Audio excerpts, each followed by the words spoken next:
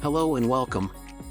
If you're looking to enhance your business communication by integrating WhatsApp directly into your services, you've come to the right place. WhatsJet can be used for self-uses, or you can start WhatsApp marketing business. Today, I'll walk you through the steps to set up the WhatsApp Cloud Business API, including how to obtain your temporary access token, set up your test phone number ID, and much more, so you can test WhatsJet capabilities and functionalities. Let's dive in. Once you have registered as vendor on WhatsJet, you need to log in using your credentials. Once you get logged in successfully to your account, you will find Cloud API Setup link in bottom of sidebar.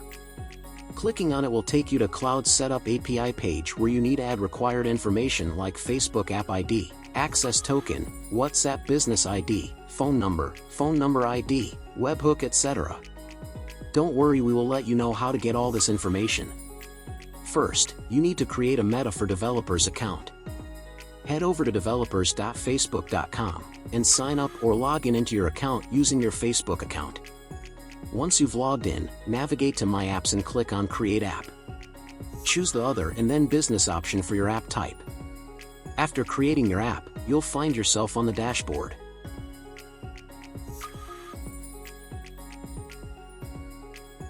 You can get your app ID from top navigation bar. On this dashboard, you'll add a product. Click on Setup under WhatsApp. It may take you to Quick Start page where you need to choose your Meta Business account. Once click on Continue, it will enable information on Quick Start page. Clicking on Start using API button or API Setup link into sidebar would take you to the API Setup page. On this page you will find all the required information you need for WhatsJet Cloud API Setup page.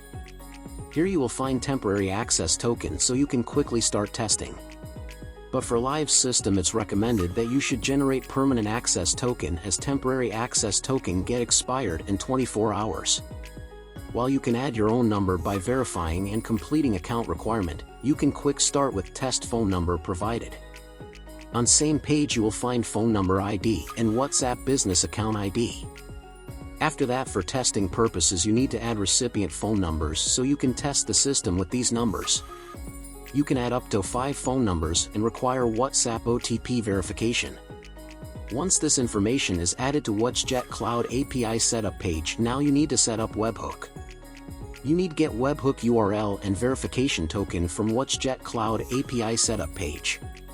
Now go to Configuration link at sidebar on your WhatsApp Setup page at Developers account.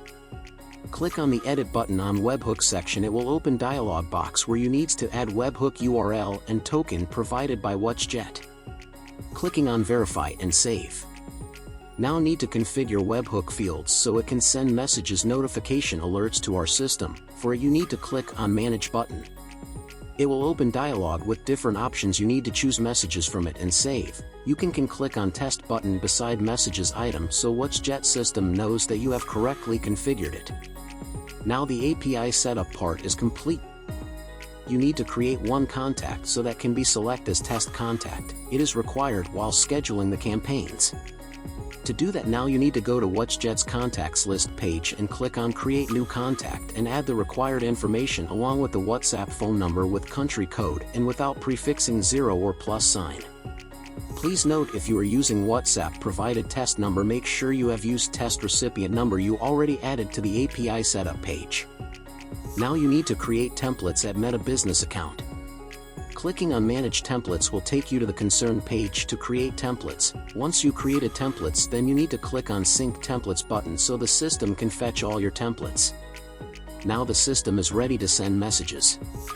You can either start by sending template message to your contact or can send message to system phone number by scanning QR code by your phone. Thanks for watching. If you found this guide helpful, give us a thumbs up, and don't forget to subscribe for more tutorials.